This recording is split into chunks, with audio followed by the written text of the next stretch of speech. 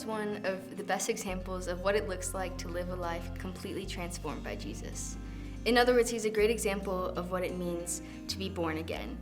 See, in all of Paul's teachings and letters, he's really open about his past and his sin and even the ways that he's wronged people. He even says he's the foremost of sinners.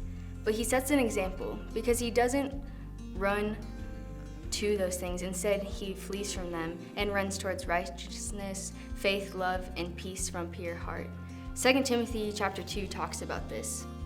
Verse 20 says, "Now in a great house there are not only vessels of gold and silver, but also of wood and clay, some for honorable use, some for dishonorable. Therefore, if anyone cleanses himself from what is dishonorable, he will be a vessel for honorable use, set apart as holy, useful to the master of the house, ready for every good work. So flee youthful passions and pursue righteousness, faith, love, and peace, along with those who call on the Lord from a pure heart." And this is what Paul did. He lived in this freedom of Christ because he was born again. And because he pursued the Lord from a pure heart, the Lord cleansed him and made him an honorable vessel. I think it's fair to say that Paul was an unexpected choice for most, because before Paul knew Christ, he was known as a man named Saul. And Saul, he lived his life to persecute Christians. He was born a Roman citizen that gave him privilege, and he was also a Jewish Pharisee that persecuted Christians. He put Christians in jail and even approved stonings. But one of the journeys Saul went on changed his life, because in this journey he encountered Jesus. He was traveling from Jerusalem to Damascus, and in Acts 9 it shows us, "A light shined from heaven, and the Lord said, 'Saul, Saul, why are you persecuting me?' And he said, 'Who are you, Lord?'" Which is kind of ironic that he called him Lord. And the Lord replied and said, "I am Jesus, whom you are persecuting. But rise and enter the city, and you will be told what to do." From this encounter, Saul was blind for 3 days. But he went to Damascus, and a disciple named Ananias was given a vision from the Lord to meet Saul to regain his vision. So that's what happened. They met. Ananias helped Saul regain his vision, and Saul was baptized. And so from here on out, we see him give everything he had to the Lord for God's use and for his glory. From here on out, Paul gave everything he had to Jesus for his use and his glory. What's interesting is from this point on, most people think of Paul and they think of his big missionary journeys. And while those were super important and changing a lot of things, the time before that was just as important. See, Paul didn't jump right into these journeys. In fact, he had about 3 years before he went to Jerusalem. And so I think it'd be easy to see this time as a waste, or what was the point of this time? But the Lord used this time as a preparation for Paul, because he knew what was to come. He knew that Paul was going to encounter people that he had persecuted, that he was going to receive a lot of pushback from that.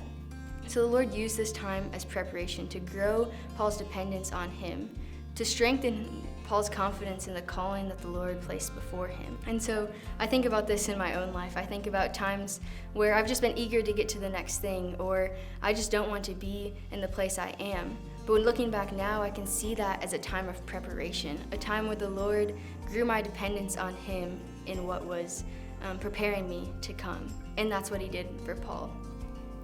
And so Paul talks about this more in Galatians 1, what it looks like to live for God rather than living for man.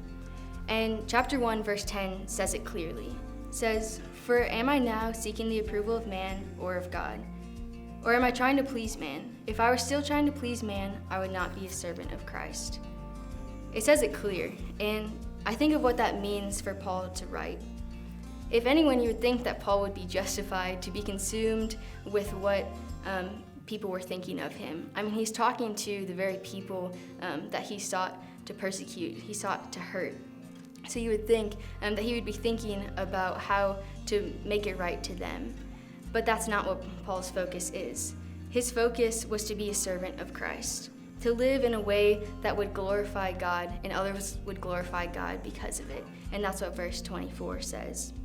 In the following verses after verse 10, we see Paul's motivation for this calling. And we also see the Lord's heart for Paul. In the first couple of verses, we see that Paul is open about his brokenness. the sin that he had lived in. But we also see that the Lord used that the Lord rescued him from his sin to use him for his glory and his kingdom.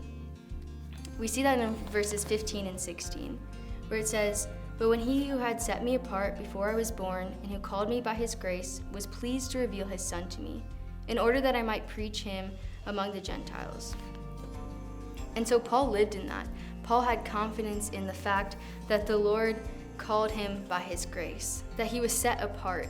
He had confidence in the fact that the Lord was pleased to reveal his Son to him in order that he may glorify the Lord in return. And that's the same for us. We get to live in this confidence that the Lord set us apart, confidence of what the Lord has called us to in order to glorify him. So what would it look like for us to live that way? To pursue righteousness, love, peace from a pure heart instead of running to our former ways? What would it look like to have a perspective like Paul, that God is the one on the throne, he is the one that sits in the judgment seat, not man?